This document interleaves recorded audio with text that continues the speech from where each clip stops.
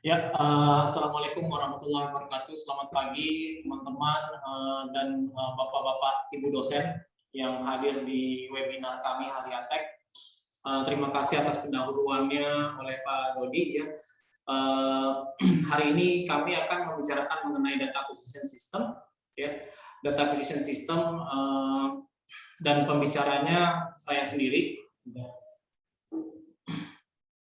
Oke, jadi nama saya Yasov ya. Jadi saya di industri data acquisition ini dari 2007 ya. Sebelumnya pernah di oil and gas juga, mungkin sekitar kurang lebih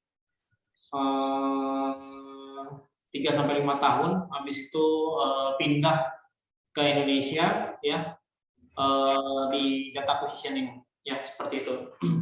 Jadi saya sendiri adalah VP Vice President untuk Sales and Marketing di PT Halia Teknologi Nusantara. Bersama saya ini ada Mas Ibrahim ya. Mas Ibrahim ini Technical Marketing Engineer ya, yang kebetulan sekarang membantu saya sebagai operator di Zoom ini, dan juga nanti mungkin beliau akan membantu saya di salah satu demo yang ada hari ini ya. Untuk agendanya kita buat nanti interaktif aja, mungkin di setiap section nanti Mas Ibrahim akan lihat apakah ada pertanyaan ya. Pertanyaan bisa langsung aja di chat ya, atau mungkin juga bisa raise hand ya, seperti itu. Dan mungkin ada satu disclaimer di sini, saya memang kebetulan saya punya kelemahan di bahasa ya. Jadi kebanyakan term-term untuk teknologi dan engineering itu kebanyakan lebih bagus direpresentasikan di bahasa Inggris. Maka mungkin untuk kedepannya ini nanti webinar ini maksudnya akan di dalam bahasa Indonesia, tapi presentation slide-nya itu dalam bahasa Inggris ya. Saya mohon maaf karena memang agak ribet ya untuk nge-translate ke bahasa Indonesia-nya. Seperti itu. Jadi nanti agenda yang kita akan ada sekitar kurang lebih tadi dibilang bahwa 2 jam, kita buat interaktif supaya nggak bosan juga ya. Jadi di situ ada introduction to Haliatek, ini nanti short aja. Terus nanti ada basic data acquisitions ya, sensor, signal conditioning, lalu bagaimana membuat data acquisitions. Terus selanjutnya ada beyond data acquisitions, lalu ada software selections, bagaimana kita ingin apakah kita ingin menggunakan software program ataukah kita menggunakan software applications ya, itu tergantung nanti aplikasi yang kita miliki ya. Lalu juga ada industrial Internet of Things, lalu nanti kita akhiri dengan case studies ya, seperti itu. Ya, untuk kami sendiri, perusahaan kami Halia Teknologi Nusantara, kami juga punya trademark. Jadi setiap solusi yang kami buat itu kita sebut sebagai Haliatek. Jadi Haliatek ini adalah trademark kami. Jadi kalau nanti lihat di industri ada mesin-mesin yang dia ada lambang atau logo Haliatek, itu berarti dari kami ya, dari Halia Teknologi Nusantara. Sedikit mengenai Halia Teknologi Nusantara, memang shareholder-nya kebanyakan dari lulusan Nanyang Technological University. Jadi kami memang banyak dulu berkomunikasi dengan bahasa Melayu ya. Jadi Halia ini artinya jahe, Pak. Ya, jadi jahe ya. Jadi kami senang dulu duduk-duduk sambil ngobrolin teknologi ya, ngobrolin sesuatu yang bermanfaat gitu ya. Terus berinisiatif, kenapa kita nggak bikin perusahaan aja gitu. Jadi Halia Teknologi Nusantara ya, seperti itu. Ya, jadi ini visi misi kami, intinya kami ingin menjadi suatu perusahaan yang profesional ya, di mana kami ingin membawa teknologi ke dalam perusahaan kami tersebut ya. Jadi pokoknya segala sesuatu tentang teknologi lah. Jadi seperti bagaimana kita mendukung Industri 4.0 di Indonesia dan lain sebagainya. Oke. Dan kita menjunjung tinggi kayak misalnya kejujuran ya, integritas ya, dan lain sebagainya. Oke. Dan ini partner dari kami, dari Halia Teknologi Nusantara. Jadi kami adalah partner atau sistem integrator untuk National Instruments ya. Dan juga di tahun 2021 ini, walaupun pandemik, ya kami diberikan kesempatan menjadi satu-satunya authorized distributor di Indonesia. Ya. Lalu juga kami bekerja sama dengan satu perusahaan Jerman namanya Kunbus, ya bisa disebut Kunbus atau Kunbus, ya tergantung dari mana asalnya ya. Jadi orang Jerman sendiri juga bingung kadang-kadang ini Kunbus atau Kunbus gitu. Ya. Lalu ada Rafa Solutions, ini lebih ke arah industrial controller. Lalu ada Visi ini adalah salah satu partner kami di Malaysia yang mereka memprovide beberapa library software library yang digunakan untuk industri seperti itu. Ya ini sedikit aja ini produk dari National Instruments yang kami bawa di perusahaan kami ya, dan ini juga produk Kunbus ya yang kami gunakan atau kami bawa di perusahaan kami juga. Nanti dua produk ini mungkin ada banyak di slide berikutnya dan mungkin lebih detail nantinya ya, karena memang kami sangat familiar dengan dua produk ini. Ya, walaupun produk di luar juga pun banyak seperti itu, tapi secara konsep atau secara general, secara umum itu hampir sama semuanya. Tinggal mungkin nanti ada fitur-fitur kecil ya, fitur-fitur lain yang dia membedakan antara satu produk dengan produk yang lain. Tapi secara general data acquisition itu ya secara konsep itu mereka semua punya similar teknologi ya seperti itu ya. Dan ini customer kami, jadi kita bisa dilihat di sini kami bergerak di nggak cuma di akademik ya, tapi juga di industri ya. Di industri kami juga berbagai macam bidang kami bekerja di situ, dari otomotif, dari electronics, dari sipil dan mechanical dan sebagainya ya. Dan ini fokus industri kami, tadi seperti saya bilang, kami ada di akademik, biasanya membantu research ya, atau juga membuat suatu teaching kit ya. Lalu juga di electronics kami membantu untuk tes di pabrik mobile phone, pabrik electronic consumers dan sebagainya. Lalu di otomotif kami juga kadang ada permintaan untuk membuat in-vehicle logging ya. Jadi data posisi di dalam mobil ya seperti apa, terus juga tes dan measurement untuk komponen-komponen otomotif ya. Dan di aero defense ada beberapa juga project di aero defense seperti hardware in the loop untuk unmanned aerial vehicle UAV ya, atau explosion test ya. Lalu juga ada material test dan sebagainya. Dan di energi kami juga banyak berkecimpung di sana. Jadi untuk misalnya monitor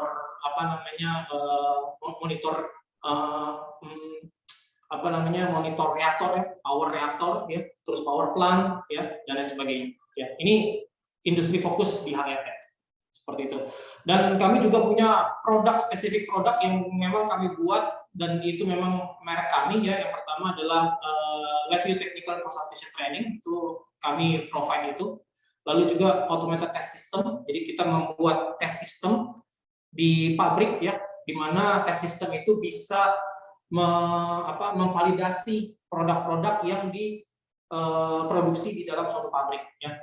Lalu smart factory dan IoT ya, dan yang terakhir last but not least kami juga membantu kami juga punya produk untuk mobile robotik juga seperti itu ya.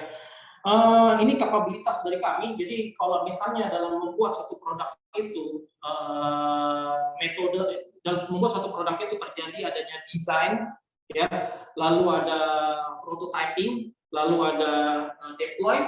Nah itu kami memang di bagian situ. Jadi gimana cara membuat produk itu dari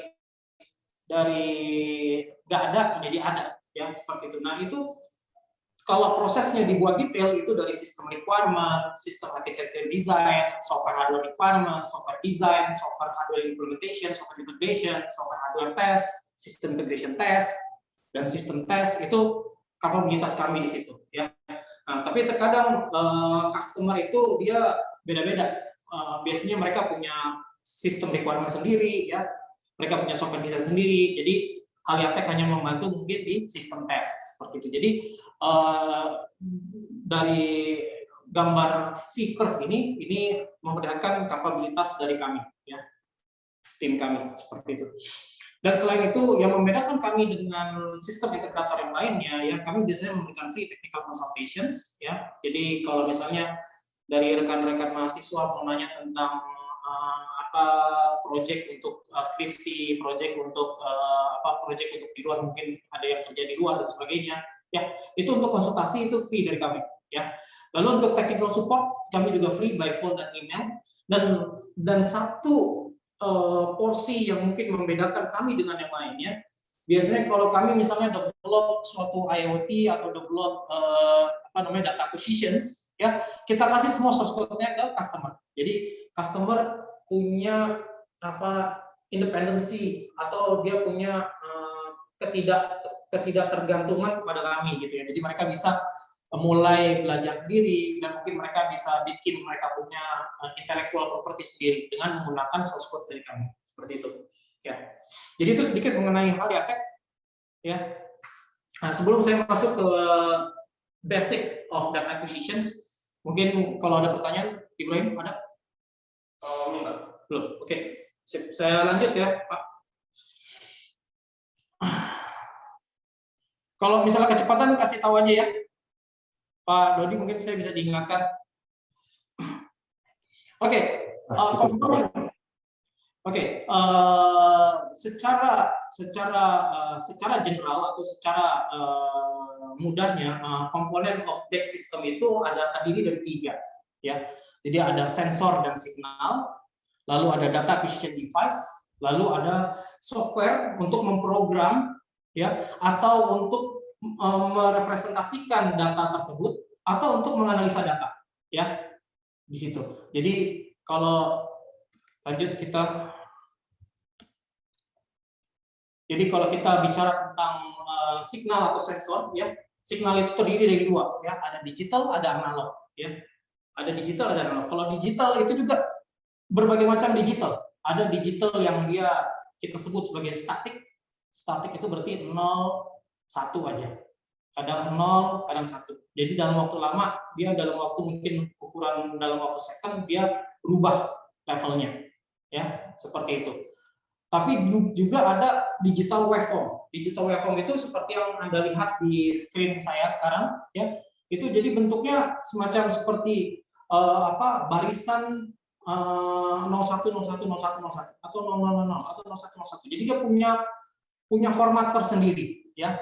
Nah, biasanya digital waveform ini digunakan untuk komunikasi, ya. Komunikasi, misalnya komunikasi serial atau komunikasi USB, ya.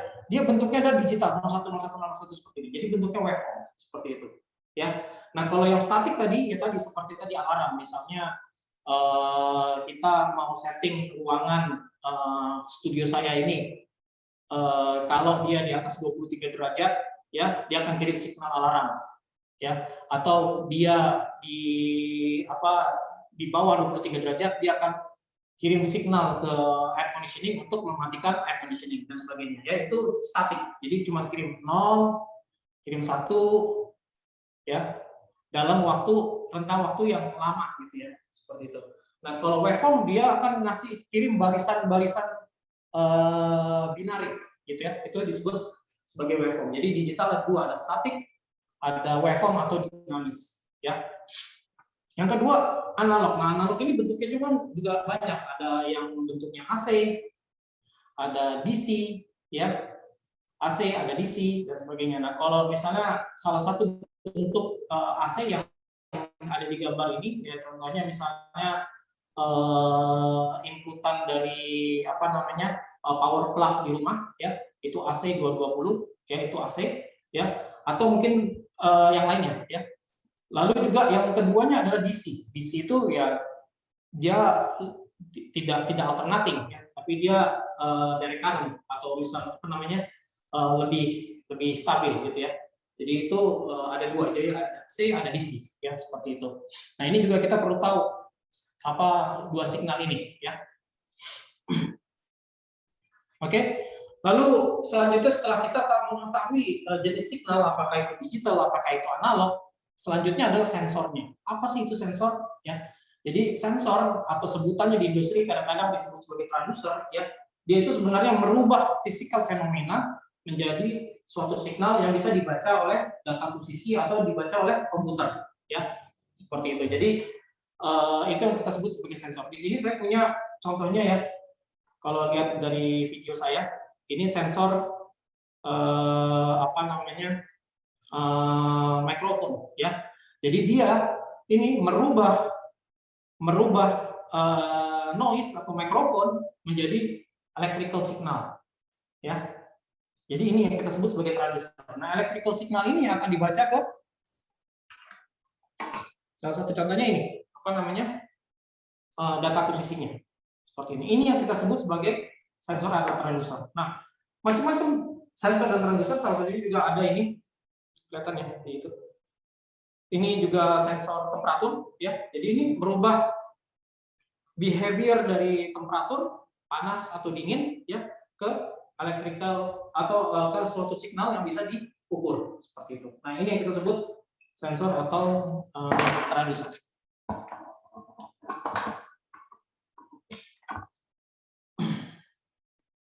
Ya, jadi banyak sensor itu macam-macam. Jadi fenomenanya misalnya contohnya ada temperatur, dia gunakan thermocouples atau RTDs, ya. Lalu electrical karakteristiknya apakah resisten, apakah voltage output dan sebagainya. Ya, kalau light kayak dulu saya pernah punya project di di solar panel, ya. Kami gunakan piranometer, ya.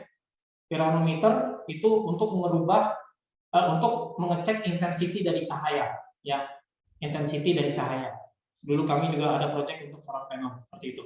Terus misalnya sound yang tadi saya sebutkan itu mikrofon, ya, berubah kekuatan bunyi menjadi suatu signal, ya. Force dan pressure, ya, bisa gunakan strain gauges, ya. Jadi kalau dia ditekan, dia akan mengirimkan signal electrical seperti itu. Atau LVDT misalnya untuk untuk mengetahui jarak gitu, ya, LVDT, ya. Jadi dengan perubahan jarak dia bisa mengirimkan signal electrical dan sebagainya. Atau vibration, ya. Vibration, getaran itu juga bisa, fenomena getaran diubah menjadi electrical signal dan lain sebagainya. Jadi ini salah satu beberapa contoh untuk sensor, ya. Dan mungkin banyak lagi sensor-sensor misalnya untuk di lingkungan seperti misalnya untuk melihat kadar oksigen, ya, atau kadar pH dan sebagainya, ya. Itu banyak sekali sensor di industri, ya, seperti itu.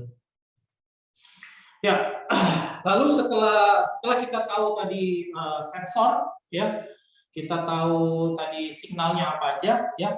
Nah, kita juga butuh tahu channelnya itu ada berapa, channel. Jadi ada berapa sensor yang kita punya, lalu perlu berapa kanal di situ, ya. Kita harus tahu. Misalnya untuk nanti kita ada contohnya. Kami gunakan salah satu contoh di proyek kami juga, ya, gimana kita nentuin channel count ini, ya, bagaimana kita menentukan nanti data akuisisinya, bagaimana kita menentukan sensornya dan sebagainya, ya, seperti itu.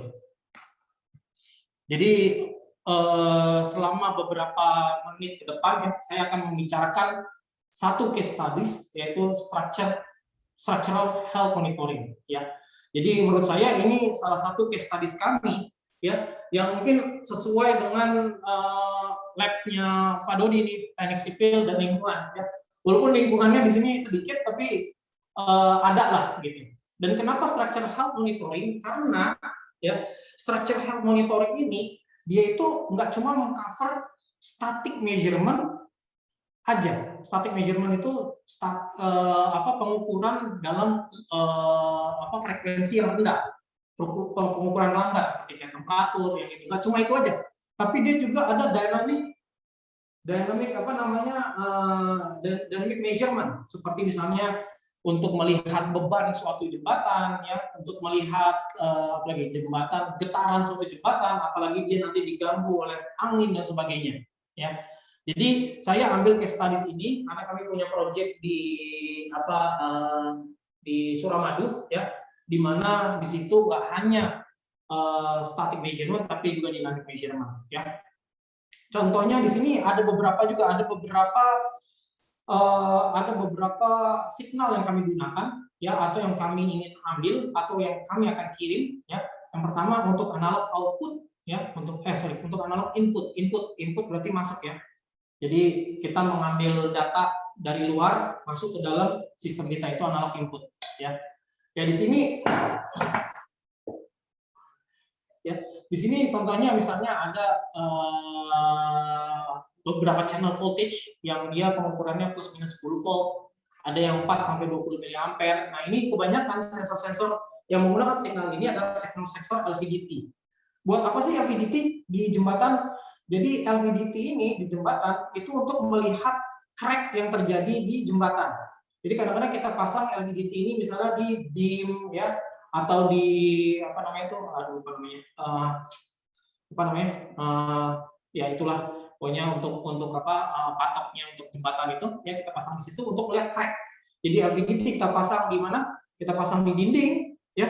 Nanti perubuk crack itu dia akan membuat LVDT ini renggang atau LVDT ini masuk seperti itu ya. Nah, dari situ nanti kita keluar, dia akan dari apa renggang dan mengerut itu dia akan berkorelasi dengan tadi plus minus 10 volt atau 4 sampai 20 ampere.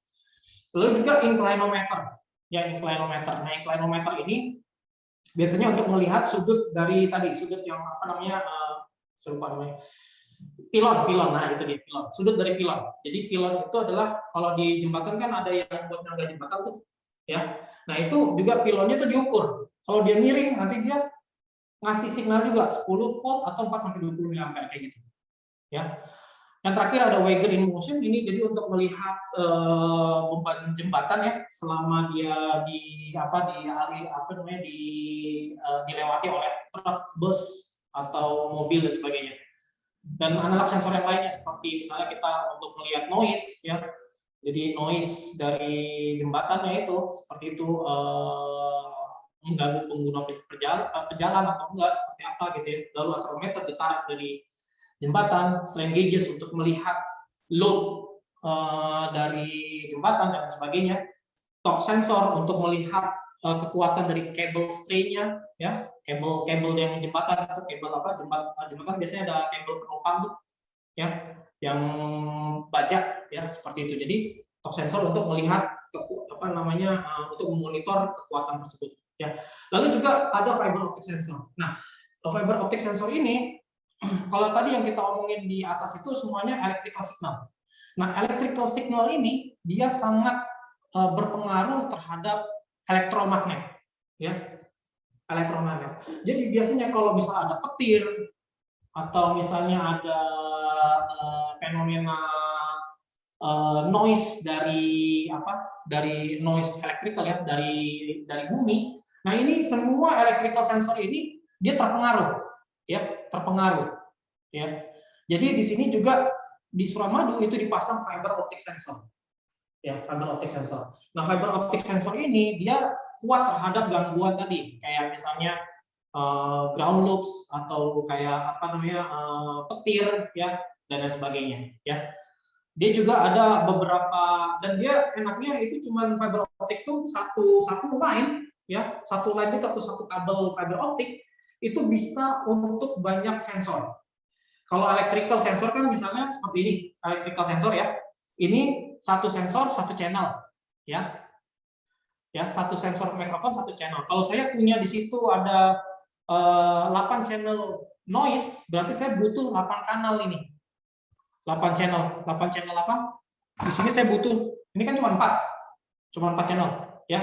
Kalau saya misalnya butuh 8, berarti saya butuh satu lagi ya, sampai 8 channel. Tapi kalau fiber optik dalam satu channel ini dia bisa punya banyak sensor di situ ya. Di situ. Jadi bisa sensor astrometer, bisa sensor strain, bisa sensor temperatur. Dan yang enak sensornya itu tadi yang feature-nya dari sensor fiber optik, dia tidak terpengaruh dengan electromagnetic interference ya, seperti itu. Cuman problemnya atau challenge-nya sensor fiber optik ini, misalnya ini contohnya fiber optik ya, itu dia belum bisa dinamis, jadi dia sampling rate-nya masih rendah. Sampling rate. Nanti kita akan ngomong sampling rate nanti Mungkin sekarang bertanya apa itu sertifikat, tapi nanti kita akan jelaskan di situ. Ya. Lalu ada analog output. Kalau di jembatan ini biasanya nggak ada analog output. Kalau ada pun paling mereka misalnya lampu, ya, penerangan lampu, ya, dan lain sebagainya. Terus kalau digital I/O, anemometer biasanya juga di di jembatan ini kita pasang juga anemometer untuk melihat angin, kecepatan angin seperti apa. Nah, kecepatan angin ini ya itu diubah menjadi series of binary. Tadi saya sudah jelaskan bahwa signal digital ada dua, ada yang statik, ada yang waveform. Nah, ini salah satu contoh bagaimana kecepatan angin itu diubah menjadi pulsa, ya, pulsa seperti itu, ya. Nah, dan di jembatan ini serunya juga ada spesialitinya, yaitu pertama ada GPS. GPS-nya buat apa sih kok jembatan perlu GPS?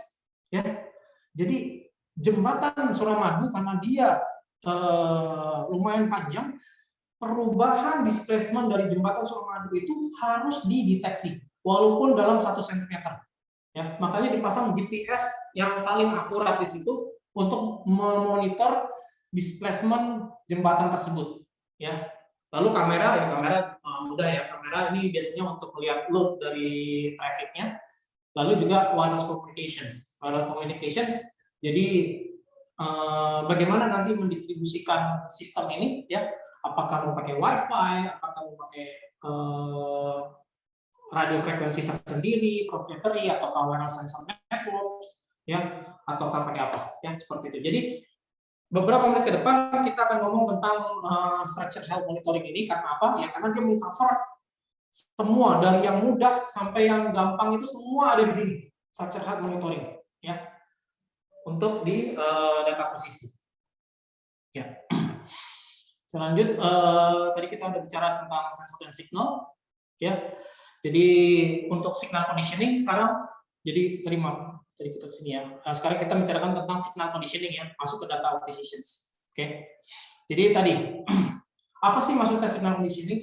Ya. Jadi sebenarnya signal conditioning itu adalah suatu circuit ya, satu circuit yang disediakan oleh data akuisisi atau suatu circuit yang kita harus sediakan supaya pembacaannya itu lebih mudah dipahami oleh data acquisition ini, seperti ini ya. Jadi di sini salah satu contoh gampangnya misalnya signal yang diambil dari sensor itu terlalu noise, terlalu banyak noise, terlalu jelek, nggak bisa dibaca dan sebagainya. Ya, nah kita gunakan signal conditioning untuk membuat dia lebih untuk memfilter data-data yang tidak kita inginkan.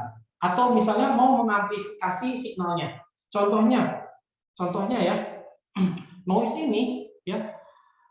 Ini dia untuk diubah noise menjadi signal itu sangat kecil voltage-nya. Ya. Jadi supaya dia bisa mendeteksi siulan saya, omongan saya atau yang lain-lain, itu dia direpresentasikan dengan menggunakan voltage atau tegangan yang sangat kecil. Ya. Nah, tegangan yang sangat kecil ini bisa jadi nggak bisa dibaca oleh DAC saya di sini. Ya. Nah, makanya kita butuh signal conditioning untuk mengamplifikasi tersebut. Nah, itu yang kita sebut sebagai signal conditioning tadi. Jadi, gimana caranya kita mengkondisikan signal sensor yang kita baca agar dia lebih bisa direpresentasikan di data acquisition. Seperti itu. Ya, contoh-contoh dari signal conditioning ada berbagai macam, misalnya amplifications, tadi kita punya signal kecil kita besarkan, atau attenuations, kita punya misalnya kita ingin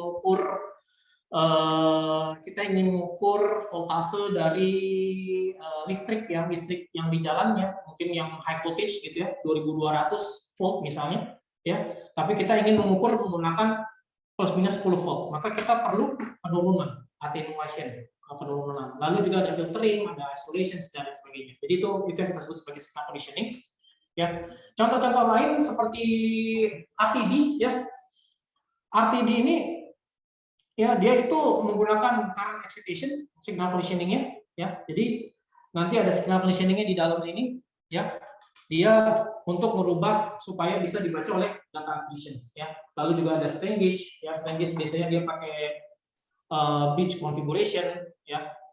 Seperti itu. Dan ini biasanya sih lebih ke arah elektrikal dan elektronik. Kalau untuk teknik lingkungan atau teknik sipil Yang pasti ini aja bahwa ada signal conditioning untuk merubah signal sensor ya agar mudah dibaca oleh data acquisition ya, seperti itu. Mungkin saya nggak lama-lama di sini, takutnya malah tambah bingung ya. Jadi ini salah satu contoh dua data akuisisi. Yang pertama dua data akuisisi ya, yang sebelah kiri itu dia perlu signal conditioning, jadi ingin mengukur thermocouple, lalu kita butuh bikin sirkuit lagi agar sirkuit tersebut bisa dibaca oleh general data acquisition yang dia yang inputnya dia hanya plus minus 10 volt ya. Yang di sebelah kanan saya itu udah ada signal conditioningnya di dalam data posisinya. Jadi di dalam data posisinya udah ada signal conditioning. Jadi kita tinggal connect ke sensornya aja kayak gini. Langsung connect sensor ya. Seperti itu. Jadi tidak perlu ada pembuatan sirkuit lagi di luarnya ya. Tapi kalau yang sebelah kiri itu Anda harus buat sirkuit tambahan signal conditioning tadi. Ya, seperti itu. Dan itu setiap sensor beda-beda signal conditioning-nya ya.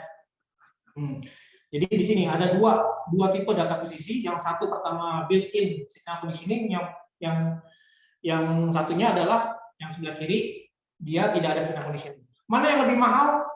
Yang lebih mahal yang sebelah kanan, ya, karena dia sudah ada built-in signal conditioning. Customer atau kita nggak perlu lagi bikin sirkuit lagi, tinggal langsung connect ke ininya ke data posisinya, seperti itu, ya. Oke, masuk lagi ke DEX specification. Tadi kita udah masuk ke dalam sensor ya, sensor gimana merubah physical behavior into electrical signal ya. Lalu juga kita belajar mengenai channel ya. Kita juga belajar mengenai signal conditioning tadi yang terakhir ya. Dan sekarang kita masuk ke dalam DEX specifications.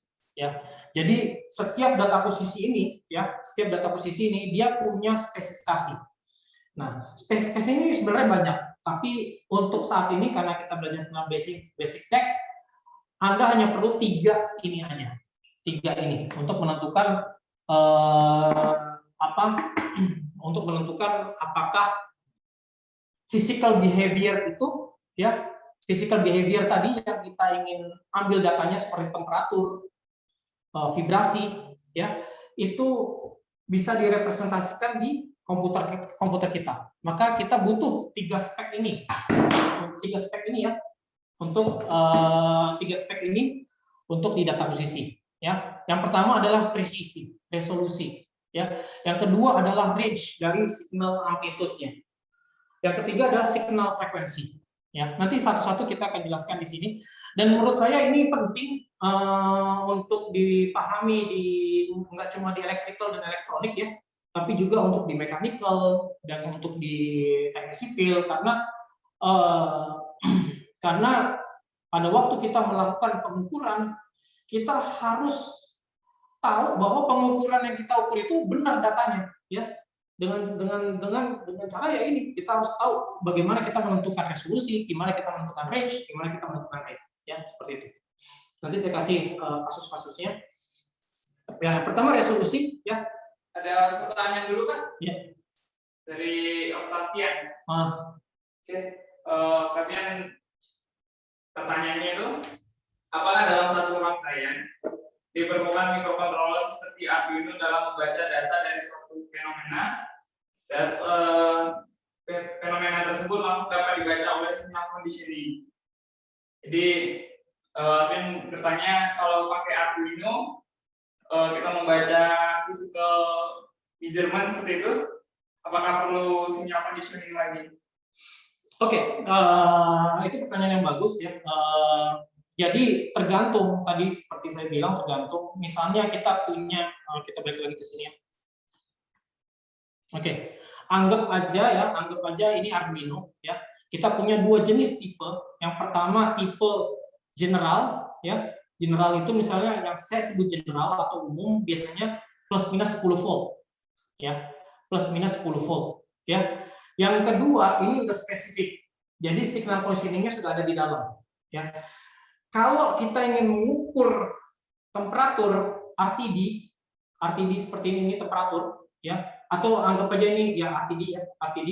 Ini dia sebenarnya hanya resistor aja, ya. Ini hanya resistor aja. Jadi kalau Anda gunakan data akuisisi yang sebelah kiri yang umum, yang dia hanya bisa menerima plus minus 10 volt, ya, berarti resistor dari temperatur ini Anda harus ubah dia menjadi voltage tegangan. Apakah nanti bisa bikin rangkaian untuk menguatkan arus dan sebagai untuk memberikan suplai arus ke sini, ya. Lalu nanti baca, ya. Ya. Nah, Arduino ini biasanya jatuh ke keumuman ini, masuk ke dalam plus minus 10 volt, ya, biasanya ya. Tapi ada juga Arduino modul yang dia sudah bisa langsung temperatur, ya. Jadi kalau dia udah bisa langsung temperatur, berarti Arduino-nya sudah punya signal conditioning. Nah, untuk kasus itu berarti modul yang di sebelah kanan saya, ya, di sebelah kanan itu di apa? Di sini ya, di mana? Di layar sebelah kanan layar, ya. Yang di kanan, yang di layar itu berarti dia signal conditioning-nya udah di dalam di situ. Jadi sensor itu langsung masuk ke dalam sini, ke dalam data akuisisi, ya. Nggak perlu lagi ada signal conditioning, ya. Nah, semoga itu menjawab. Jadi kalau Arduino biasanya dia kalau untuk temperatur kayaknya sudah ada ya, yang untuk langsung thermocouple, kalau nggak salah ada. Tapi misalnya untuk vibrasi, untuk noise, ya, itu butuh signal conditioning. Ya, seperti itu. Mungkin ini menjawab, ya. Dan tadi saya masuk lagi ke spek. Nah, ini spek ini penting juga, ya. Pertama resolusi, ya. Jadi di dalam deck saya ini tertulis resolusinya adalah 24 bit, ya. Ya. Jadi resolusi itu biasanya dia direpresentasikan dengan jumlah bit. Semakin bitnya besar, ya, semakin bitnya itu besar, ada 3 bit, ada 6 bit, ada 8 bit, ada 10 bit, ada 12 bit, ya. Semakin dia besar, semakin banyak data yang dia bisa representasikan, ya. Misalnya ini contohnya di sini di resolusi, ini original signalnya adalah dia sinusoidal, ya. Original signalnya sinusoidal, ya. Kalau saya gunakan 3 bit resolution, maka kita bisa lihat hasil signal yang kita representasikan di komputer, dia bentuknya adalah seperti tangga seperti itu, ya. Kalau kita gunakan bitnya lebih besar lagi, ya, misalnya 6 bit, kita bisa lihat di situ signal yang kita representasikan di komputer itu lebih mendekati signal original, ya. Nah, ini gambar ini lebih enak kita lihat bagaimana resolusi itu mempengaruhi bagus tidaknya signal kita, gitu ya. Jadi semakin bitnya semakin banyak, ya, semakin dia bisa merepresentasikan data itu semakin banyak levelnya, ya. Nah, ini datanya kan kalau di sini dalam case ini minus 10 sampai 10 volt, ya. Jadi kita bisa lihat dengan 6 bit resolutions datanya makin smooth, ya, seperti itu. Ya, jadi dan ini yang membedakan, jadi ini juga yang membuat harga DAC itu lebih mahal, ya, karena itu tadi. Jadi antara DAC yang dia punya resolusi rendah dengan resolusi tinggi pasti lebih mahal dengan resolusi tinggi, seperti itu. Ya, ini salah satu contoh aja produk dari kami, ya. Tapi ini juga termasuk juga produk di Arduino atau produk di Raspberry, mereka punya resolusi. Dilihat resolusinya, semakin resolusi semakin tinggi, ya, itu biasanya semakin mahal. Ya, seperti itu. Ya. Yang kedua adalah range, ya. Range. Jadi DAC di sini ada yang DAC itu, yang voltage bro. Ambilin yang itu. Oh, gitu. 919. 919. Nah, ini. Enggak apa-apa itu aja. Ya. Nah, saya punya di sini ada 9219, ya. Di sini dia punya range plus minus 60 volt, ya. Plus minus 60 volt. Jadi dia bisa membaca data dari minus 60 atau membaca sensor dari minus 60 sampai plus 60 volt, ya. Ini bagus, dia bisa membaca banyak data. Tapi kalau kita punya sensor, misalnya kita punya sensor, keluarannya dia cuma plus minus 2 volt dan ini plus minus 60 volt, ya. Terlalu banyak yang kita tidak gunakan di sini range-nya. Jadi contohnya di sini adalah saya punya contoh di dalam layar saya, ya. Saya punya DAC dengan range minus 10 sampai 10 volt, tapi signal yang saya ingin ukur itu cuma minus 2 sampai 2 volt, ya. Jadi saya tidak gunakan levelnya secara full, gitu, ya. Saya tidak gunakan levelnya itu secara full dari minus 10 sampai 10 volt itu kan dia punya level, ya, punya level banyak itu di situ, ya. Nah itu kalau kita punya sensor yang dia plus minus 2 volt, ya, itu berarti tidak menggunakan fitur plus minus 10 volt tadi, ya. Dan ini membuat nanti representatifnya juga representasi data kita itu semakin kurang, gitu ya, semakin kurang terlihat smooth, gitu ya, karena dia levelnya terbatas, gitu ya, seperti itu. Jadi beberapa data posisi dia bisa disetting range-nya, ya. Jadi kayak punya saya tadi, dia walaupun dia punya range-nya plus minus 60 volt, ya, maksimum, tapi dia bisa disetting apakah dia mau plus minus 2 volt, plus minus 5 volt, plus minus 10 volt, plus minus 20 volt, dan lain sebagainya. Ya, jadi dia bisa disetting. Jadi dia semakin dia menggunakan range yang lebih kecil seperti itu, ya. Dan perlu diingat lagi sensor ini juga kadang-kadang ya harus dilihat sensor ini outputnya tuh berapa volt. Jangan sampai kita punya data posisi ini lebih kecil, jadi nanti bisa membakar sirkuit yang di dalamnya. Ya, contohnya misalnya kita punya sensor, kita punya sensor keluarannya plus minus 10 volt, tapi ternyata data posisi kita pakai Arduino, ya, itu plus minus 5 volt, ya. Ya 10 volt sensornya masukin ke dalam plus minus 5 volt pasti kebakar Arduino-nya, seperti itu, ya. Nah itu perlu diperhatikan range tersebut, ya. Nah, ini salah satu contohnya saya lewatin aja. Tadi udah saya kasih. Yang terakhir adalah rate, ya, rate. Jadi di sini saya jelaskan dulu teorinya rate, ya, seperti apa. Jadi di sini saya punya original waveform-nya ini sekitar 10 Hz, ya, 10 Hz. Berarti dia ada 10 data per setiap second-nya, ya, ada 10 data setiap second-nya. Oke, saya punya original datanya segini. Data posisi yang kita buat, ya, untuk bisa dapat merekonstruksi signal original ini, ya, itu juga butuh spec rate-nya, ya.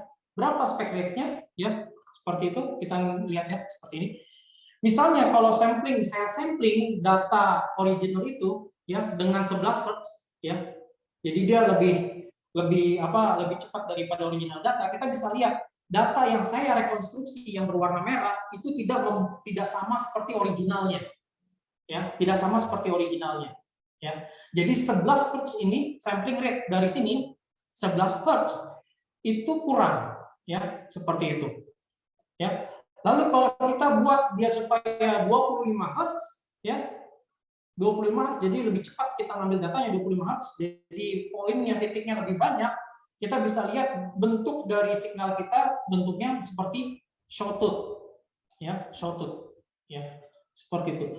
Dan itu kita lihat di sini signal merah kita itu nggak terlihat seperti sinusoidal, ya. Jadi 25 Hz pun kurang, ya, seperti itu, ya. Kalau kita ambil 100 Hz berarti 100 data setiap second-nya, kita bisa lihat yang signal merah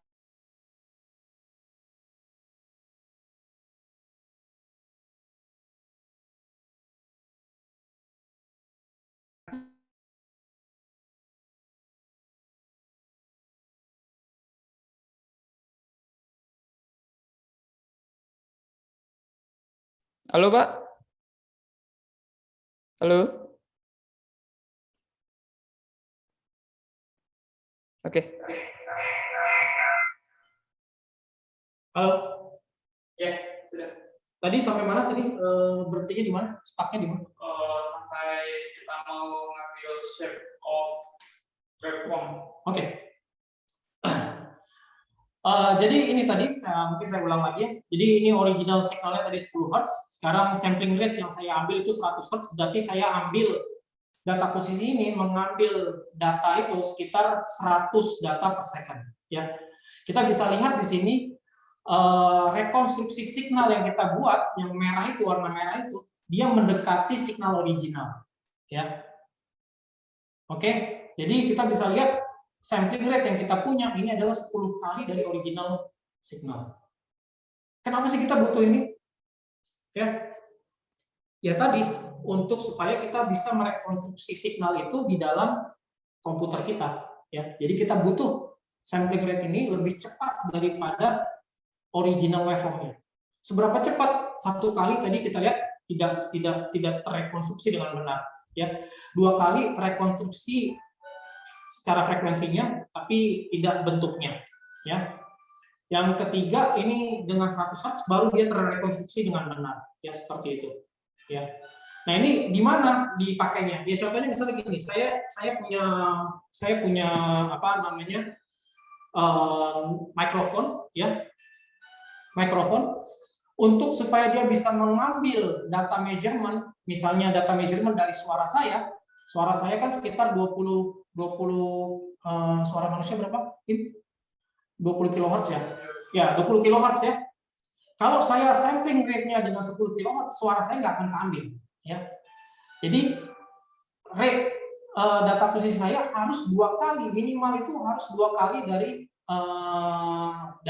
rate suara saya tadi, yaitu 40 kHz. Jadi kalau suara kita ini, suara manusia itu biasanya maksimal 20 kHz, berarti data akuisisi yang kita miliki ini harus memiliki rate yang 2 kali lebih besar daripada signal yang ingin kita ambil, yaitu suara saya.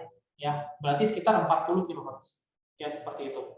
Dan untuk bentuk yang lebih baik lagi bisa dibuat dikali 10. Ya, contohnya di sini adalah ya tadi. Contohnya ini di sini dibuat sampling rate-nya 10 kali dari kecepatan original waveform. Ya, seperti itu.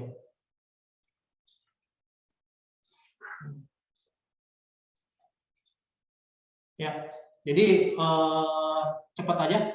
Jadi untuk frekuensi ini, untuk kita bisa merekonstruksi frekuensi dari original signal, ya, kita mesti menyampling data kita itu 2 kali kecepatannya dari original signal.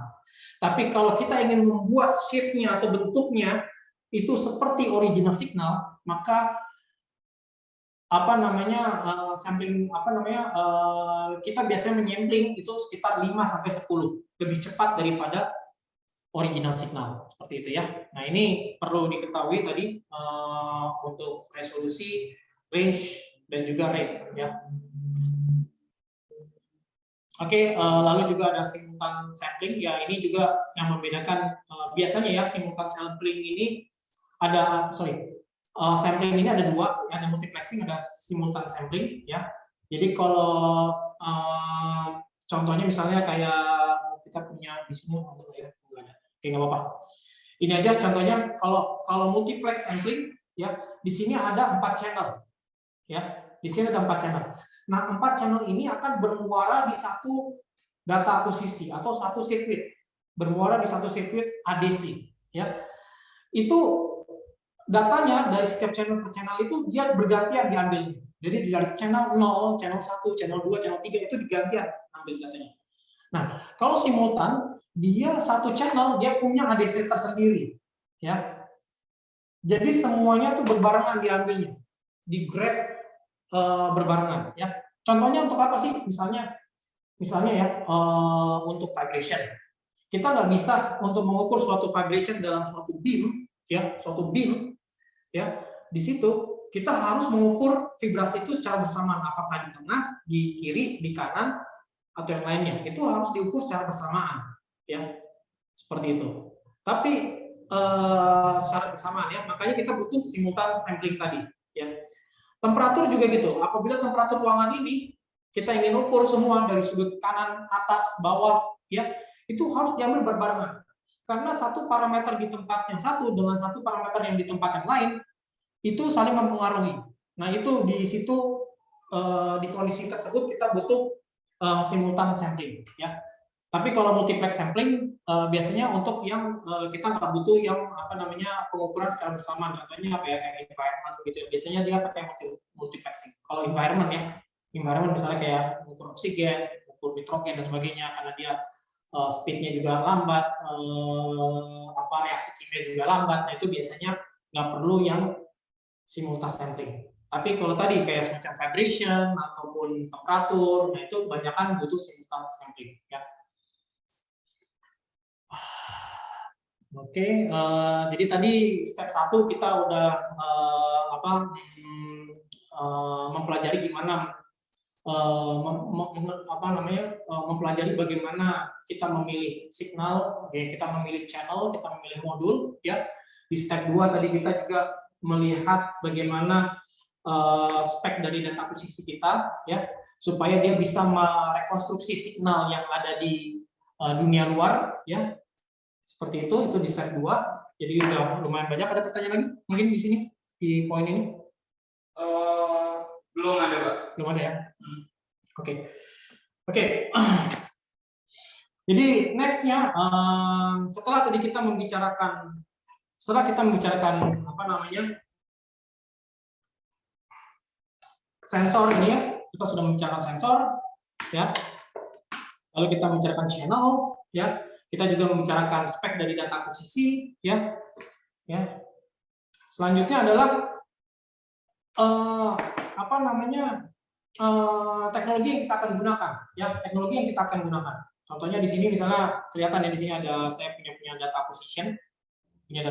Dia base-nya yang USB ya. Jadi apakah kita mau pakai USB, apakah kita mau pakai Ethernet, apakah kita mau pakai PCI, ataukah kita mau pakai wireless dan sebagainya, itu punya streaming yang berbeda-beda ya. Jadi kalau kita lihat di sini USB dia yang paling kecil itu sekitar 60 MB per second ya. Terus Ethernet 125 MB per second. Kalau ini sama seperti 10 gigabit per second juga ya. Terus ada PCI dan sebagainya. Nah, ini kita butuh tahu ya, kita mau pakai platform yang mana, USB, Ethernet, PCI atau yang mana. Dan ini ngaruhnya di mana? Ngaruhnya tadi ngaruhnya di aplikasi kita. Aplikasi apa yang kita mau ambil? Ya, aplikasi apa yang kita mau, data apa yang kita mau ambil? Datanya banyak kah? Streaming kah? Video kah? Ya. Nah, ini kita untuk menentukan platform apa yang kita ingin pakai, USB, Ethernet, PCI, DXi atau lain sebagainya. Ya, atau wireless dan sebagainya. Ya. Ini salah satu contoh aja tadi. Lalu juga connectivity-nya, tadi ada connectivity-nya bentuknya BNC ya. Ini BNC, ada yang dia di mur kayak gini, ada yang ditekan, ya masukin kabelnya tuh ditekan terus nanti dimasukin. Nah, itu macam-macam juga tergantung dari aplikasinya tadi.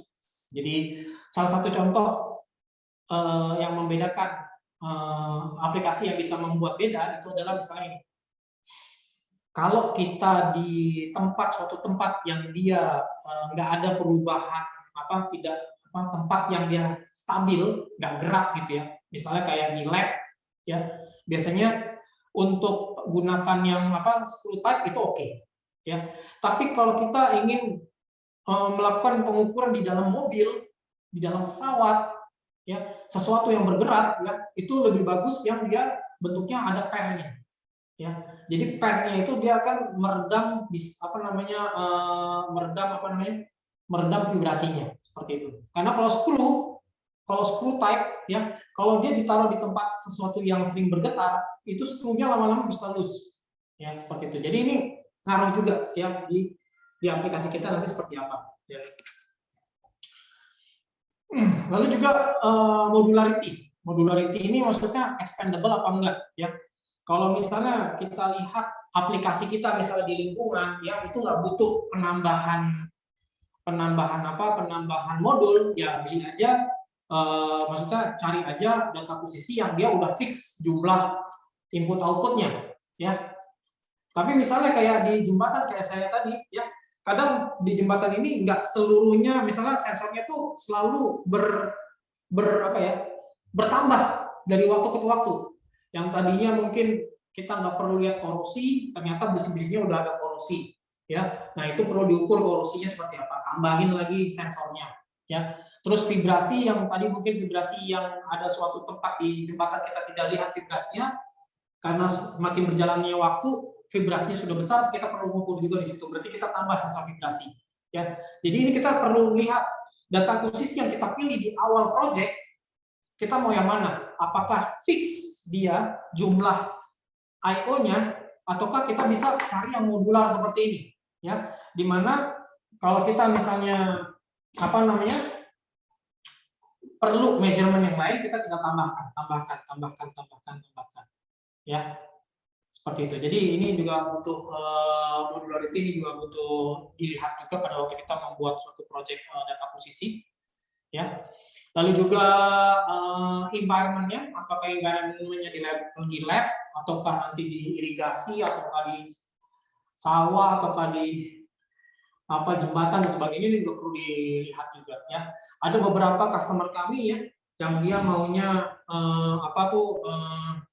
yang di jembatan ini ya, dia maunya electricalnya ini dia diproteksi. Jadi PCB di dalamnya itu diproduksi oleh sebuah liquid gitu ya, yang bisa menjaga humiditas dari data akuisisinya tersebut. Ya, karena kalau kita sembarang kita taruh di jembatan ya, data akuisisi itu air laut, penguapan air laut, air asin itu bisa membuat korosi besi-besi atau mungkin PCB yang ada di dalam data akuisisi ini. Ya, jadi itu kita butuh tahu sebelum kita mau buat aplikasi, misalnya aplikasi lingkungan, data akuisisi yang kita pilih ini cocok nggak buat lingkungan tersebut? Lingkungan tersebut hujan, ada panas dan sebagainya. Itu kuat nggak data akuisisi kita? Butuh nggak kita bikin enclosure lagi? Butuh nggak kita bikin dust proofing, waterproofing, shock resistant dan sebagainya? Ya. Jadi kami juga ada project di aerospace ya. Kita cari data akuisisi yang dia bisa kuat terhadap getaran sampai 50G shock, 50G. Ya. Seperti itu. Jadi ini butuh juga nanti pengetahuan tentang seberapa ruggednya kita punya data akuisisi. Oke, saya lanjut. Nah, ini salah satu contoh aja. Jadi ada yang untuk web environment seperti apa, buat indoor seperti apa, buat field test seperti apa ya, buat tes field yang lebih kuat lagi seperti apa ya. Yang sebelum kita pergi ke demo ya, ini ada softwarenya. Software juga important ya. Dan kebanyakan besar teknik yang ingin melakukan measurement ya, teknik yang ingin melakukan pengukuran ya selalu terhambat di software ini untuk teknik yang mereka jarang belajar tentang software ya, termasuk kayak teknik sipil, teknik mesin ya, atau teknik yang lainnya. Itu biasanya permasalahannya itu di software ya. Ya. Dan software ini termasuk sesuatu yang costly juga ya, karena kalau tadi data akuisisinya benar, sensornya benar, tapi sensor untuk analisa dan representasi datanya nggak akurat, ya sama juga bohong gitu ya. Jadi banyak juga permasalahan di sini ya. Ini saya lewatin aja. Ya, jadi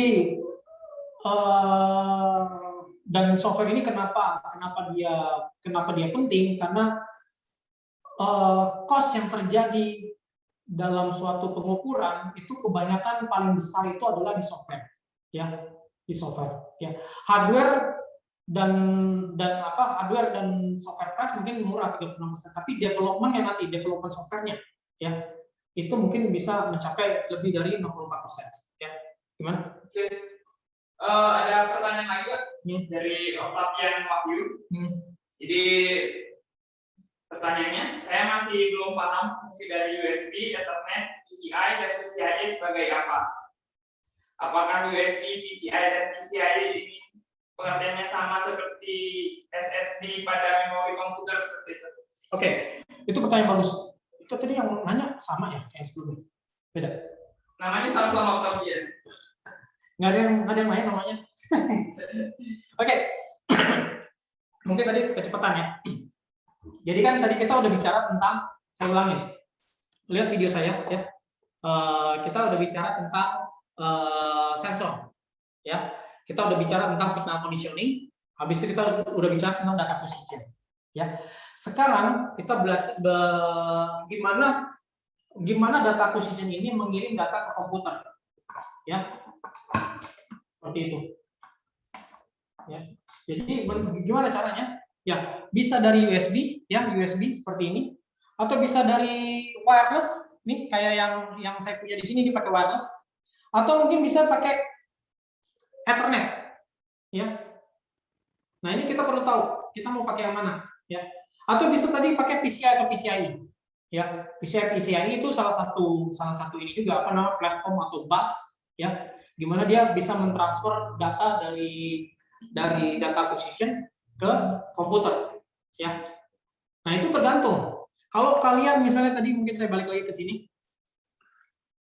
apa ya balik lagi ya. Ya, kita balik lagi ke sini, ya. Kita lihat di sini USB yang paling kecil 60 MB per second, ya. Nah, ini tergantung dari aplikasi kita, ya. Jadi apa namanya ada pro and kontranya, ya. Saya tadi nggak masuk ke sini karena saya anggap ini apa namanya tergantung dari data khusus yang kita pakai, tapi ya nggak apa-apa kita jelaskan aja biar enak juga. Jadi ada dua parameter. Ada distributed measurement, ada portability.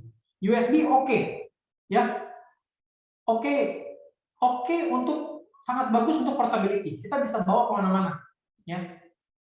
Tapi untuk distributed measurement itu dia kurang, ya. Karena apa? Karena data yang diambil di sini ya biasanya data-data yang low frekuensi. Low frekuensi maksudnya data-data yang melambat, ya, seperti itu. Atau mungkin dia juga nggak banyak channelnya. Kita bisa lihat di sini, ya. Kalau USB, saya misalnya punya satu USB, saya cuma punya 8 modul di sini. Saya bisa nambahin cuma 8 modul USB, ya. Jadi secara distribusi measurement-nya dia oke, ya, good maksudnya, ya. Tapi nggak bisa banyak, gitu. Karena tergantung tadi streaming datanya. Streaming data USB kan cuma 60 MB per second. Semakin kecil streamingnya, semakin sedikit data yang kita bisa transfer ke komputer. Ya. Nah, kalau Ethernet itu lebih gede daripada USB. Itu bisa 125 MB per second. Ya. Dan distribusinya juga enak. Kita tinggal bisa pasang, misalnya kalau untuk kita punya banyak sensor di lapangan, di lingkungan kita punya banyak sensor, kita tinggal pasang aja satu sistem Ethernet, nanti tinggal masuk ke dalam switch. Memang paling enak di gambar sih, ada networking gitu ya. Nah, itu berarti distribusi measurement-nya bisa lebih bagus, best, ya. Karena kita bisa panjang ke mana-mana, bisa ngambil data yang banyak juga, ya. Itu, ya, seperti itu. Mungkin ini sedikit menjelaskan, ya. Jadi semakin dia streamingnya semakin kecil, berarti data yang kita ambil itu semakin sedikit yang kita bisa ambil. Ya. Tapi ini juga tergantung dari aplikasinya. Jadi kalau aplikasi lingkungan misalnya cuma ngambil data satu data per second, ya itu USB udah cukup, gitu ya. Tergantung dari aplikasi. Tapi kalau tadi untuk jembatan, ya jembatan yang besar gitu ya, dan dia datanya banyak, mengambil nggak cuma statik signal, tapi juga mengambil dinamis signal, maka butuh streaming bus yang lebih besar lagi, gitu ya. Seperti itu. Menjelaskan ya, Pak, sama Mas Octavian. Mas Octavian.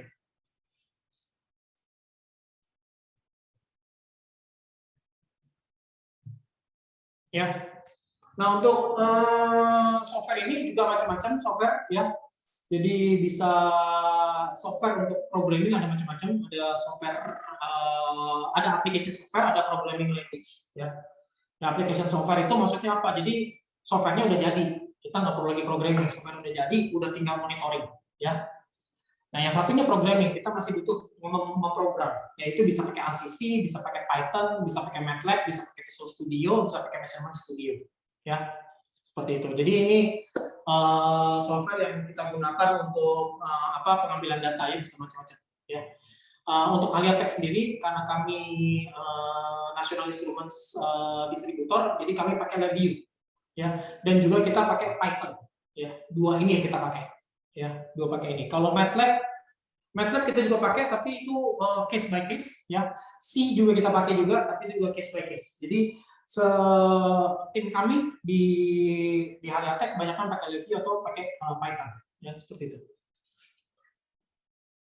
Ya, jadi untuk application software tadi FlexLogger ini salah satu application software. Bisa yang lainnya, ya di luar sana banyak application software yang udah jadi. Kayak Arduino pun juga udah ada application software-nya, ya yang udah jadi. Jadi kalau application software itu udah jadi, udah tinggal ngukur, ya. Kalau yang programming berarti kita harus memprogram apa namanya data posisinya, ya, pengambilan datanya, analisisnya, representasinya, ya seperti itu. Dan itu macam-macam. Ya, ada G-code, ada ACC, ada C# dan sebagainya. Dulu sih kalau kami di NTU ya, biasanya di tingkat satu ya, tingkat 1 itu semua campur, teknik sipil, teknik mesin, teknik elektro itu jadi satu. Nah itu biasanya kita belajar bahasa pemrograman ini, ya C#, Visual Basic dan sebagainya. Ya, nanti pas lagi di tingkat 2, 3, 4 baru kita penjurusan ke mesin, ke sipil atau ke elektro, ya seperti itu. Nah, saya nggak tahu kalau di IPB seperti apa, tapi ini informasi aja bahwa tadi kita butuh software, ya. Software-nya bisa ada 2, application atau programming, ya seperti itu. Ya, ini saya lewatin aja. Oke, sedikit aja. Jadi kalau programming language tadi itu kan berjalan di operating system. Nah, yang menjembatani atau bridge antara programming language dengan DAC-nya itu ada driver, ya. Jadi ada driver, ya. Jadi setiap manufacturing atau setiap pabrikan, ya, itu selalu punya drivernya, ya, driver. Nah, ini salah satu yang jangan dilupakan oleh oleh pelajar atau researcher, bahwa setiap data posisi ini dia punya driver supaya dia bisa dibaca oleh programming language tersebut, ya. Ya, kali ini saya ingin membuat demo yang dimana saya demonya adalah untuk noise, ya. Untuk noise itu harusnya mikrofon yang bukan akselerometer. Kami pernah ada project di BPPT lingkungan, ya. Jadi BPPT lingkungan itu dia membuat sertifikasi noise level dari suatu pabrik atau jalan, ya. Kami membuat microphone array. Microphone array itu maksudnya apa? Kalau ini cuma satu mikrofon, ya. Kalau ini cuma satu mikrofon, tapi microphone array itu banyak. Mungkin saya ganti dengan ini ya, biar kelihatan jelas. Ya, buat saya ganti sharingnya. Sharingnya saya ganti. Nah, ini lebih jelas ya. Jadi kalau saya pernah punya project untuk di lingkungan, ya, untuk menghitung noise level dari suatu pabrik dan dari mobil, lalu dari traffic jalan dan sebagainya, itu kita gunakan microphone array, ya. Jadi microphone array itu maksudnya apa? Kalau di sini saya cuma punya satu mikrofon, ya, satu mikrofon dan satu kabel ke data posisi di sini, ya. Nah, kalau microphone array saya punya banyak mikrofonnya ini dalam bentuk array, ya. Jadi saya punya matriks misalnya 4x4, berarti saya punya 16 mikrofon, ya. Nah, itu seperti itu. Nah, ini salah satu contoh aplikasi di lingkungan, ya, yang kita gunakan untuk yang menggunakan mikrofon seperti itu, ya. Jadi kalau saya misalnya punya 4x4 array, berarti saya punya 4x4 16 sensor. Channel yang saya punya harus ada 16, ini cuma 4, ya. Berarti saya butuh 4 modul lagi di sini supaya bisa jadi 16, ya. Dari situ kita bisa mapping. Nanti kita tambahin, yang di project kami itu kita tambahkan kamera, ya. Jadi kamera ini misalnya kita arahkan ke suatu mesin, ya. Nanti kita bisa lihat noise-nya itu dari mana, dari komponen mesin itu dari mana, ya. Jadi kamera kita juga ada untuk mendeteksi resource atau noise resource-nya itu dari mana, ya. Jadi selain tadi array, kita tambahin kamera, ya. Oke, untuk demo sekarang ini saya nggak pakai microphone array, ya, biar simpel aja. Saya gunakan di sini ada satu mikrofon. Saya ambil datanya ke dalam DAC saya, ya. Dan ini dia punya hertz-nya berapa ya? Saya lupa. Tapi mungkin data posisi yang saya punya ini punya sampling rate sekitar 50 kHz. 50 kHz. Sampling rate 50 kHz ini dengan apa yang kita pelajari tadi, ya, itu berarti dia bisa merekonstruksi original signal, ya, dengan maksimum setengah dari sampling rate tersebut, yaitu adalah 25 kHz signal yang bisa direkonstruksi oleh data acquisition saya, ya, seperti itu. Ini pembelajaran yang tadi. Lalu juga resolusinya dia 24 bit, ya, karena untuk vibration kita butuh high bit, ya, supaya kita bisa mendeteksi sedikit kecil voice atau suara saya, seperti itu, ya. Lalu untuk range-nya dia untuk data posisinya dia udah built-in signal conditioning, jadi udah built-in signal conditioning-nya di dalam. Jadi di sini signal suara langsung diubah menjadi dB ke sini, decibel, ya, seperti itu, ya. Jadi di sini kita coba buka.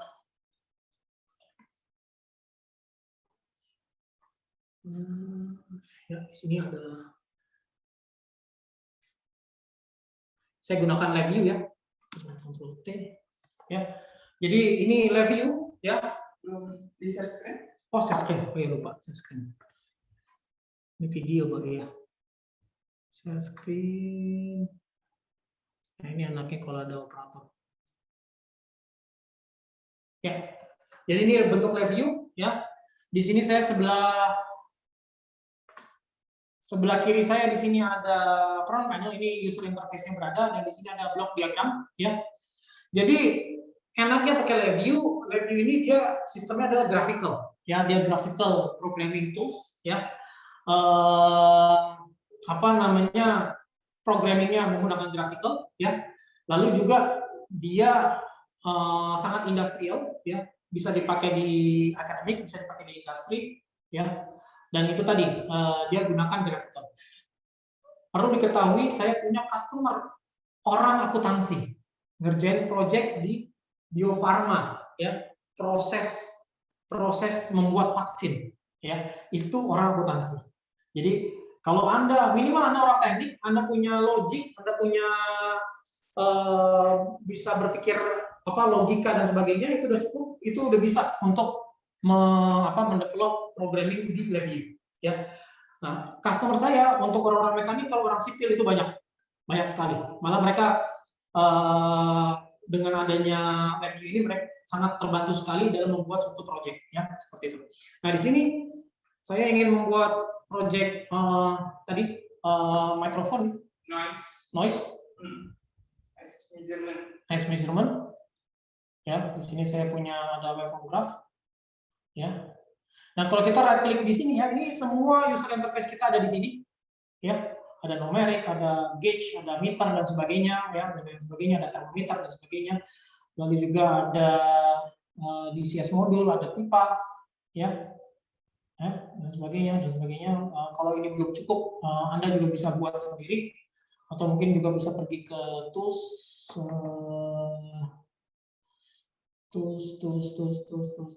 Ya, bisa untuk web publishing tool dan sebagainya. Jadi Anda bisa punya fleksibilitas dalam membuat user interface, ya.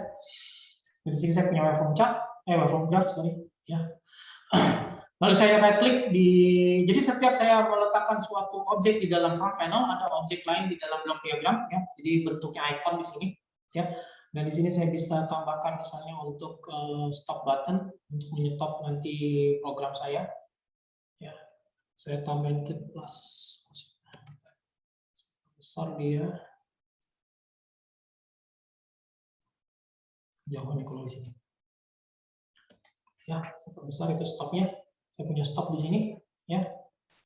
Oke, lalu blok diagram ini bisa dianggap sebagai otak dari pemrograman saya. Ya, jadi kalau saya right click di sini, ini keluarnya function palette. Ya, ini adalah library-nya. Ya, nah di sini banyak library-nya. Jadi kita ada library misalnya untuk mathematics, ya, gimana cara interpolation, extrapolations, differential, optimizations, ini semua sudah ada juga. Ya, lalu juga ada datacom, gimana pengambilan data dari serial, gimana pengambilan data dari parallel port, ya, UDP, TCP dan sebagainya ini ada juga. Lalu juga misalnya untuk di kontrol itu juga ada, misalnya PID, ya, dan sebagainya itu juga sudah ada, dan lain-lain sebagainya. ataupun yang lainnya, ya, machine learning dan sebagainya itu juga ada di dalamnya. Ya. Nah, untuk ini kita karena ingin mengambil data saja, kita pergi ke Express, ini pergi ke input, saya ambil Deck Assistant, ya, saya Deck Assistant di sini, saya buka. Nah, di sini Deck Assistant akan ada pilihan ya, ada apakah mengambil data ataukah generate data. Acquire berarti mengambil data, generate berarti kita mengirim data keluar, ya seperti itu. Ya, jadi ini acquire data, karena saya punya signal microphone, kita pilih yang microphone atau sound pressure, ya, sound pressure, ya. Di sini saya punya dua, yang punya saya ini compact deck yang mode 1. mode 1 yang A3. Kalau nggak salah yang compact deck yang 4. Ya, saya klik finish, saya tes dulu ya. Saya khawatirnya salah ngambilnya. Saya tes dulu. Lalu program yang saya mau ambil ini program yang continuous, tinggal ganti continuous. Nah. Ya. Ya, ada datanya, berarti benar saya ngambil datanya.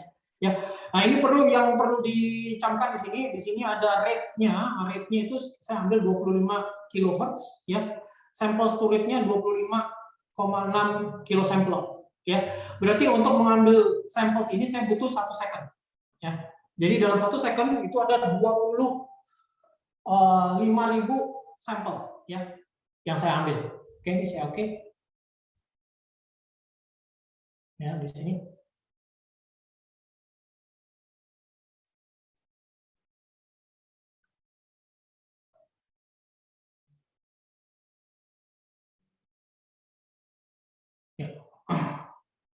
Oke, dari sini data yang kita udah ambil tadi dari microphone ditaruh di dalam Deck Assistant, ini tinggal transfer datanya menggunakan wiring seperti ini kalau untuk LabVIEW, ya. Wiring seperti ini kita bisa run sekarang. Ya, saya udah ngambil data di sini, ya. Tapi kadang-kadang kita ingin membuat data yang continuous. Nah, kalau data yang continuous kita butuh biasanya while loop, ya, atau looping, ya. While loop, for loop dan sebagainya. Ya, kita while loop di dalam LabVIEW itu kita bisa right click, lalu kita bisa ke structure, habis itu ada while loop di sini, ini while loop kita. Ya, ini while loop. Jadi segala sesuatu yang kita while loop-kan ini semua akan diiterasi terus-menerus, ya, sampai ada kondisi tertentu untuk menyetop signal tersebut, ya. Di sini saya gunakan stop button seperti ini, ya. Jadi kalau sekarang saya run di sini, saya run. Ya, kita bisa lihat dia mengambil data noise-nya dari klikan saya, ya. Lalu kita tinggal stop, ya. Oke. Nah, ini cepat kita bisa mengukur data dengan LabVIEW, ya. Selanjutnya LabVIEW juga bisa langsung ke web, ya. Jadi nanti Anda bisa meletakkan, nanti Ibrahim akan memperlihatkan bagaimana caranya LabVIEW di web juga, ya.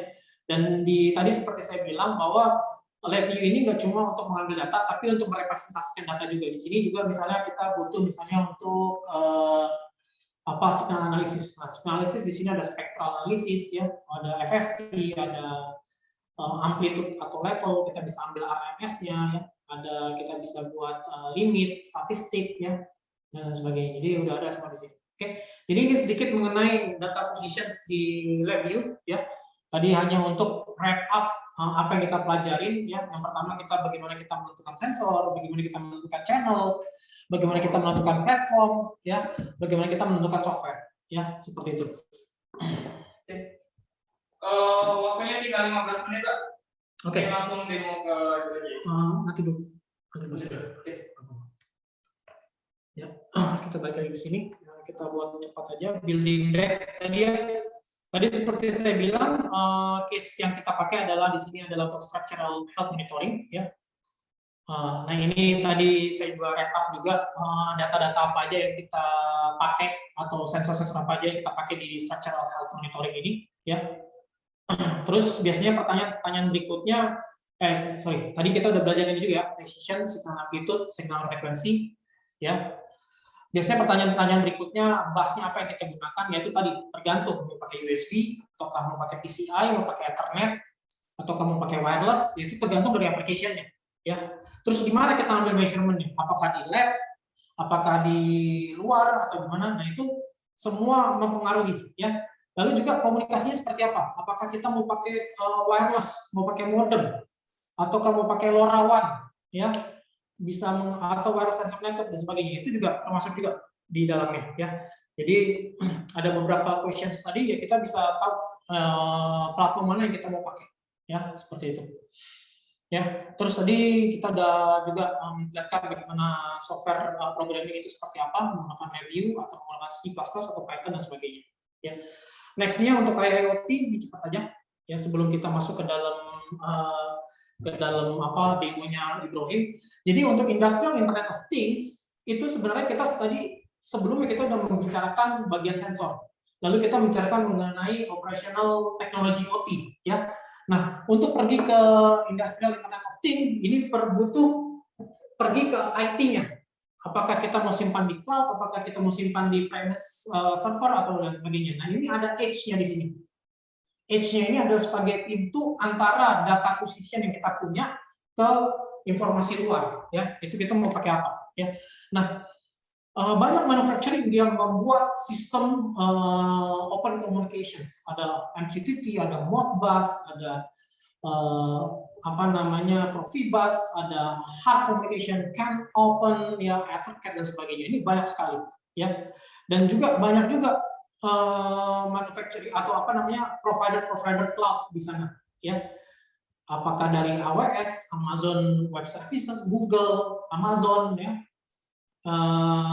IBM, ya, ThinkWorks dan sebagainya. Ada yang free, ada yang berbayar dan sebagainya, ya. Jadi ini cloud itu juga macam-macam, ya. Nah, dalam kesempatan ini kita juga ingin mengenalkan sistem kita yang biasa digunakan di internet, Industrial Internet of Things yang kita sebut sebagai Kunbas, ya. Dia basis pemrograman menggunakan Python. Saya cuma sebutkan yang utama-utamanya aja. Dan dia open protokol menggunakan MQTT atau OPC UA untuk ke cloud connecting, ya, seperti itu.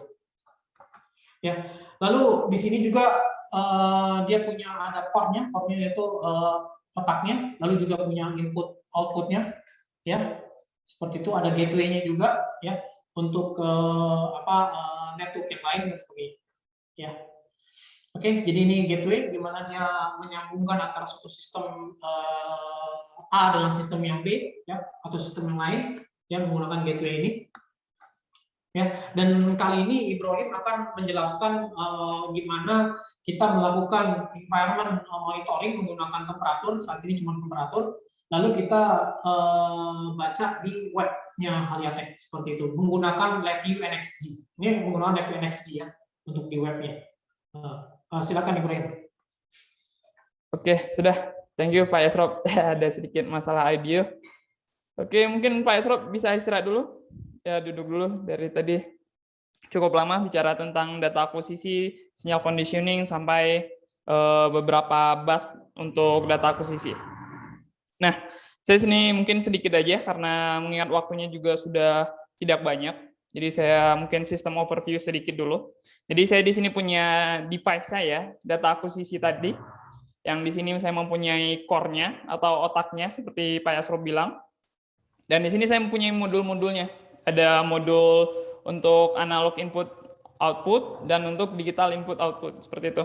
Jadi sensor saya yang saya gunakan di sini adalah PT100 atau sensor temperatur yang tipe RTD seperti itu. Jadi temperatur banyak beberapa tipe sensor seperti thermocouple, RTD, dan LM31. Nah, dari saya akuisisi data temperatur, saya akuisisi data suhu seperti itu yang dikirimkan ke modul saya, modul analog input. Nah, di modul analog input ini sudah ada sinyal conditioning-nya. Yang sebelumnya kita sudah belajar tentang sinyal conditioning. Jadi kita nggak perlu tambah lagi sirkuit atau tambahan sinyal conditioning. Jadi data yang dibaca oleh DAC saya itu sudah bagus, sudah dipresentasikan sesuai speknya. Nah, dari situ ada juga digital outputnya. Jadi apabila saya bisa ngeset thresholdnya, batasan bacanya, maka nanti ada LED yang menyala. Nah, saya menggunakan WiFi di sini dongle, jadi saya bisa connect ke DAC saya, ke device saya itu menggunakan Ethernet saja. Menggunakan Ethernet, langsung lewat laptop, dari laptop saya bisa langsung akses demo Haliatek. Oke, jadi sebelum kita mulai, kita harus perlu connect dulu ke device-nya. Jadi saya menggunakan IP scanner di sini, Advanced IP Scanner. Nah, di Advanced IP Scanner ini kita sudah dapat beberapa IP yang terhubung di jaringan ini.